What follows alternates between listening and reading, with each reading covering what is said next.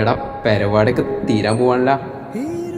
അല്ല അതിന് നീ ഏതാണ്? നീ കഴിഞ്ഞാണ് ഇംഗ്ലണ്ടല്ലേ?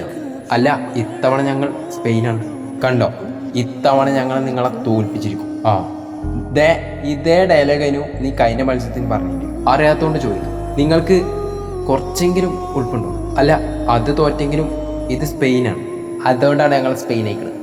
ഞങ്ങൾ ഉറപ്പായിട്ടും ജയിക്കും. പിന്നെ ഒരു കാര്യം, മത്സരത്തിൻ്റെ പകുതിക്ക് വെച്ചെങ്ങാനും നിന്നെ അവിടെ കണ്ടിട്ടില്ലെങ്കിൽ അത് നടക്കൂല, അത് ശരിയാവില്ല. എന്നാ കേട്ടോ, ഇതാണ് ഞങ്ങളും നിങ്ങളും തമ്മിലുള്ള വ്യത്യാസം. പക്ഷെ ഒരു കാര്യം, ഈ മത്സരത്തിൽ ഞങ്ങളെ മെസ്സിയും പിള്ളേരും പരാജയപ്പെട്ടാലും തല ഉയർത്തി അന്തസ്സോടെ ഞങ്ങൾ അവിടെ തന്നെ ഉണ്ടാവും.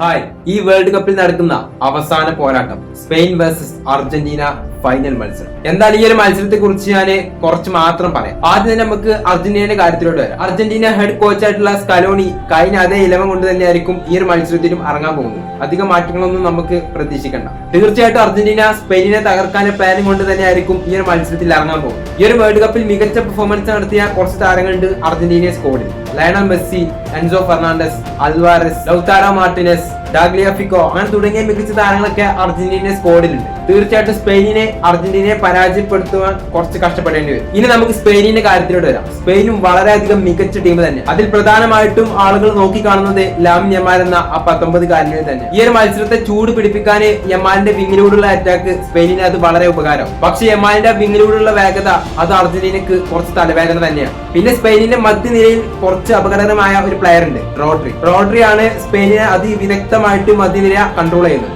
സ്പെയിനിന്റെ മധ്യനിരയിൽ കളി മെനയുന്നതിൽ പ്രധാന പങ്ക് വഹിക്കുന്ന ഒരു താരമാണ് റോഡ്രി. അതുപോലെ റോഡ്രിയിൽ നിന്ന് വരുന്ന ലോങ് റേഞ്ച് ഷോട്ട് അർജന്റീന കുറച്ച് ഭയക്കേണ്ടത് തന്നെയാണ്. അതുപോലെ എടുത്തു പറയേണ്ട ഒരു താരമാണ് ഡാനി ഓൾമോ. പുള്ളിക്കാരനാണ് സ്പെയിനിന്റെ അക്രമങ്ങൾക്ക് വളരെ നന്നായിട്ട് മൂർച്ച കൂട്ടുന്ന പ്ലെയർ. അതുപോലെ സ്പെയിനിന്റെ ഇടത് വിങ്ങിലൂടെ അതിവേഗത്തിൽ കുതിച്ചു പായുന്ന നിക്കോ വില്യം, വലത് വിങ്ങിൽ ലാമിൻ യമാൽ. സോ എന്തൊക്കെ പറയാൻ സ്പെയിൻ വെരി സ്ട്രോങ് ടീം തന്നെയാണ്. ഈ ഒരു മത്സരം എന്താണെന്നൊക്കെ നമുക്ക് കണ്ടു തന്നെ അറിയാം. സോ നിങ്ങളുടെ അഭിപ്രായങ്ങളൊക്കെ തീർച്ചയായിട്ടും താഴെ കമന്റ് ചെയ്യുക. ആരെ ജയിക്കാനുള്ളത് ഉറപ്പായിട്ടും കമന്റ് ചെയ്യുക. നമ്മൾ ചാനൽ സബ്സ്ക്രൈബ് ചെയ്യാത്തവരുണ്ടെങ്കിൽ ഉറപ്പായിട്ട് സബ്സ്ക്രൈബ് ചെയ്യുക. അപ്പൊ അടുത്തൊരു വീഡിയോ ആയിട്ട് വരാമെന്ന് വിചാരിക്കുന്നു. അപ്പൊ എല്ലാവർക്കും